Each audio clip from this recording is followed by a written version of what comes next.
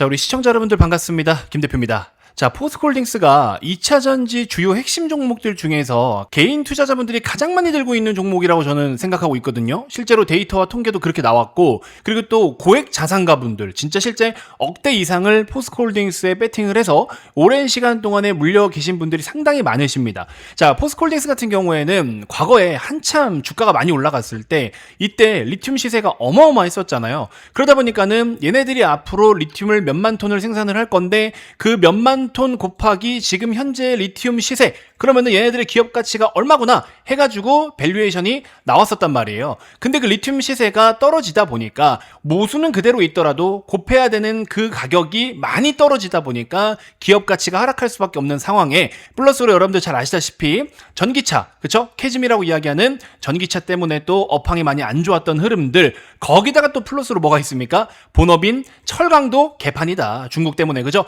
그래서 사실은 악재가 너무 많았어요. 그러다 보니까 이렇게나 악재가 많다 보니 주가가 오랜 시간 동안 곤두박질 칠 수밖에 없는 게 사실은 당연한데, 자, 그러면 여태까지 이런 내용들 때문에 주가가 빠진 거 오케이, 그리고 박스권 횡보도 오케이. 자, 2025년 1년 동안의 박스권 횡보를 보였던 그 시세를요, 오늘 지금 다 넘어서고 있습니다. 보시는 바와 같이 오늘 시세를 다 넘어서고 있는 중이고, 박스권 돌파가 오늘 나오고 있는데, 이 내용을 정확히 알고 계셔야 여러분들이 오랜 시간 동안에 물려있던 분들, 특히나 그런 분들이 본전 왔다고 매도하고 홀딱 달아날 게 아니라 오히려 수익으로 전환해서 엑시트를 할 수 있는 상황이 될 수 있기 때문에 제가 몇 가지 기준들을 말씀을 드리도록 할 테니까 잘 참고해 보시길 바라겠습니다. 자, 저희 2차전지 연구소 채널 여러분들 개설한 지 얼마 안 됐기 때문에 여러분들의 구독 하나하나가 정말 큰 힘이 되니까요, 구독 한 번씩만 꼭 부탁드리도록 하겠고요. 참고로 저 같은 경우에는 여러분들께 뭐 영업할 일도 없고요, 정말 2차전지 섹터가 잘 살아나야 오히려 시장도 살아나고, 또 많은 개인 투자자분들이 그동안에 오랜 시간 동안에 묶였던 자금들도 다시 회복을 하면서 그거 자체가 우리나라 경제를 살리는 일이라고 생각을 합니다. 점차 겪어보면 아시겠지만 저는 좋은 건 좋다라고 말씀드리고 안 좋은 건 안 좋다라고 말씀드리니까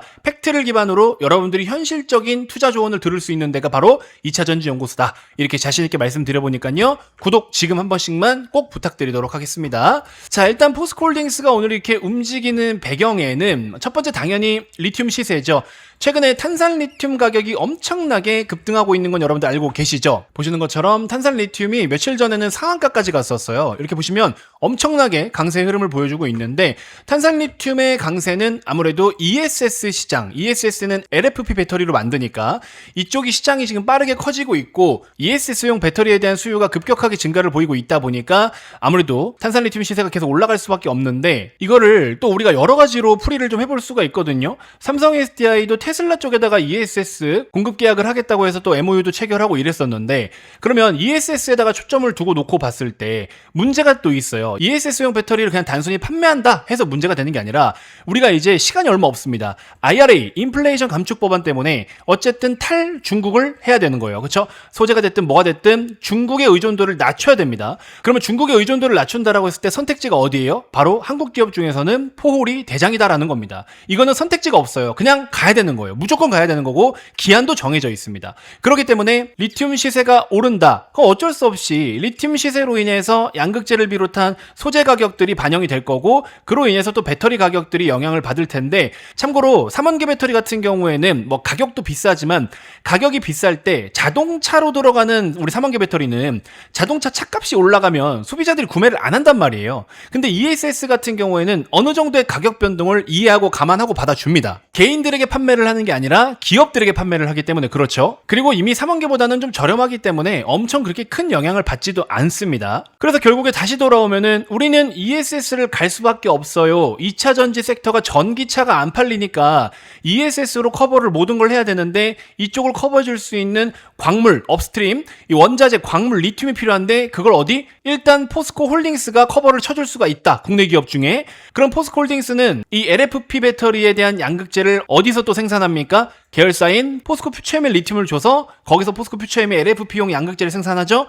그러고 뭐 SDI가 됐든 어디가 됐든 납품을 하게 됩니다. 자, 그렇기 때문에 이것만 딱 기억하시면 돼요. 여러분들 그동안에 오랜 시간 동안에 포스코홀딩스 이게 좋고 저거 좋고 많이 이야기하셨었잖아요. 그런 걸 다 떠나서 지금은 딱 팩트가 이겁니다. 키워드 첫 번째 뭐? ESS. 근데 ESS 다음으로 중요한 거는 IRA. 그 다음에 IRA로부터 파생되는 두 가지 키워드가 뭐다? 탈, 중국과 기한이 정해져 있다. 시간. 그쵸? 그러면 결국에 선택지는 어디다? 포스코홀딩스와 포스코퓨처엠 등등 이런 거밖에 선택지가 없다라는 거죠. 그렇기 때문에 포스코홀딩스의 최근 리포트에서 어떤 내용이 나왔냐면 실적 회복이 가장 빠를 것이다 라고 이야기를 합니다. 여기도 보시면 실제로 이게 연간 실적 기준이긴 한데 24년 실적이 최저점을 찍은 거예요. 25년에 거의 비슷한 수준인데 26, 27 슬슬 반등을 합니다. 26년도에 영업이익 기준으로 했을 때 23년도랑 거의 비슷한 수준까지 올라온다. 물론 과거에 21년, 22, 23 이때 실적이 어마어마했지만 여기다가 곱하기 멀티플 PER까지도 이때는 굉장히 높게 인정을 해줄 수가 있었어요. 장기적인 성장성을 비례해서. 근데 지금은 이제 PER로다가 계산을 할 수 있는 상황은 아니다 보니까 과거만큼 주가가 올라갈 수는 없어요. 근데 포스코 홀딩스 기준으로 했을 때 또 굉장히 메리트가 있는 게 여기 보시면 PBR이라 그래가지고 PBR 밴드가 굉장히 저렴한 위치에 있다. 지금도 0.4배수대에 머물러 있다. 우리 지금 정부에서 뭘 계속 추진하고 있습니까? 밸류업 프로그램이라 그래서 PBR이 낮은 기업들이 적정 수준까지 올라와야 된다. 이렇게 얘기하고 있죠. 그래서 PBR을 1.0까지는 끌어올려야 된다라는 이야기를 하고 있지만 실질적으로 1.0까지 끌어올리기는 어렵습니다. 그러면 0.7이나 0.8까지만 가더라도 포홀이 지금도 PBR이 0.4인데 0.8까지면 2배는 더 올라와야 된다라는 이론이 성립이 되는 거죠. 그렇기 때문에 현재 뭐 대략적으로 35만원 정도의 가격이라고 가정을 했을 때 70만원까지는 가야 정부 정책에 대한 효과를 볼 수가 있게 되는 거고 업황에 따라서 플러스 마이너스 조율은 있을 수가 있지만 그렇게 부담스러운 가격은 아닐 수가 있다라는 거죠. 그리고 제가 앞전 영상에서도 말씀을 드렸는데 지금은 여러분들 섹터로 놓고 봤을 때 2차전지밖에 선택지가 또 없어요. 우리나라 기준으로 했을 때. 왜냐면 포스코홀딩스는 코스피지만 코스피든 코스닥이든 코스피를 기준으로 놓고 보면 반도체에서 지금 매도가 나오면 어디로 넘어갈 거예요? 바닥에서 못 오른 섹터가 뭐가 있습니까? 철강, 화학, 2차전지 얘네들밖에 없어요. 그죠? 그럼 이 중에서 철강 됩니까? 안 되죠. 모멘텀 있어요? 없어요. 화학은 없어요. 2차전지 그나마 전기차 안 되는 거 ESS 있잖아. 그리고 탈중국을 해야 되니까 아까도 말씀드린 것처럼 선택지가 포홀이라고 말씀드렸죠. 그러니까는 외국인들이 삼성전자 하이닉스를 그동안 오랜 시간 동안 보유하면서 큰 수익을 냈던 걸 수익을 확정짓고 익절해서 그 돈을 밖으로 빼가지고 나가는 게 아니라 어디로 넘어와요? 빈집 처리를 하려고 들어오고 있다. 그러다 보니까 오늘 포스코홀딩스가 외인 기관 쌍끌이 매수가 들어오고 있는 거고 그러면 코스닥 기준으로 놓고 봤을 때는 1순위가 무조건 바이오인 건데 그 바이오 같은 경우에도 알테오젠 중심으로 지금 대장주가 꺾이기 시작을 했단 말이에요.